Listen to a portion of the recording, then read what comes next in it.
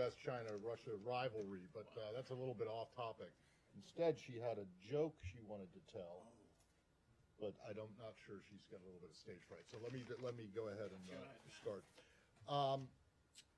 One, for either of you, on the regional processing centers, do you have a target, an estimate of how many people will be able to, the capacity for these, like per week or per month?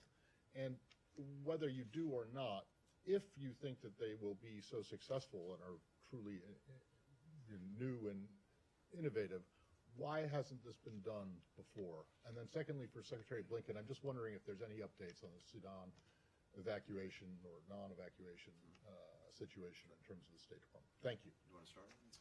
Happy to. So this is a process that will scale up over time. We are going to begin in collaboration, of course, with the State Department and our partner countries to begin in several thousand each month,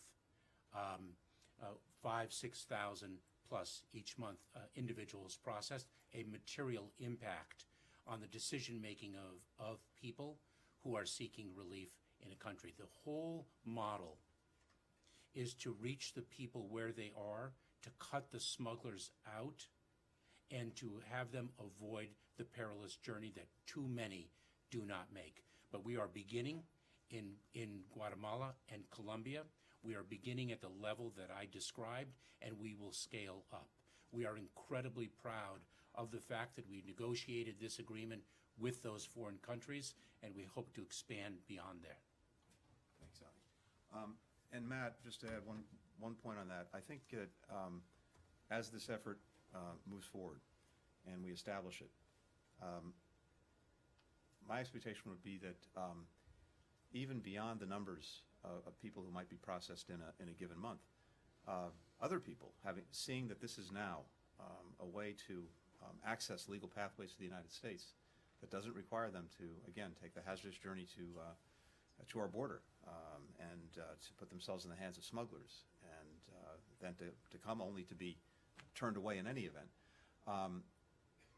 My expectation would be that many other people, beyond those who are actually being processed in a given month, will stay put and wait to avail themselves of this additional way of accessing legal pathways. So we'll see. We have to build it out, and we're very actively working on doing that. As to why this hasn't been done before, well, I mean, it's like any good idea. You can say, gee, why didn't we think of this before? But the fact is, we're working on it now, and we're working to make it real and effective. On Sudan, just a few things. First, we are very actively working to extend the ceasefire. We've had a 72-hour ceasefire, which, like most ceasefires, is imperfect, but nonetheless has reduced violence, and that's obviously created somewhat better conditions for people in Sudan. It's also enabled some humanitarian assistance to continue to move around. But we want to make sure that, if possible, this is extended. We're very actively engaged on that. I hope and expect to have more information on that in the coming hours. And the focus, again, is on extending the ceasefire and making sure there is humanitarian access. With regard to American citizens in Sudan, a few things to be said about that. We are providing the best possible advice that we can to anyone asking for our assistance about conditions, about safety, about security, so that they can make decisions with the most information possible about what they want to do, whether they want to stay, whether they want to try to go. As you know, the vast majority of American citizens who are in Sudan are dual nationals, most of whom have made their lives and livelihoods in Sudan for years, decades. So these are very challenging decisions for people to make. But we're in contact with Americans who have registered with us in one way or another, and very active contact. What's happened over the last 72 or so hours is that the reduction in violence that we were able to achieve through the ceasefires that we helped produce has allowed partners and allies in coordination with us to conduct some aerial evacuations.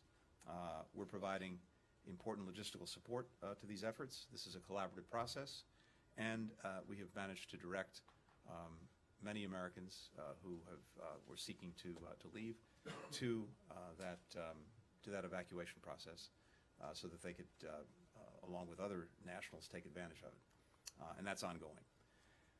At the same time, what happens in these situations is you have people who are not all at once, everyone making a decision in a given moment, at a given time about what they're going to do or not do.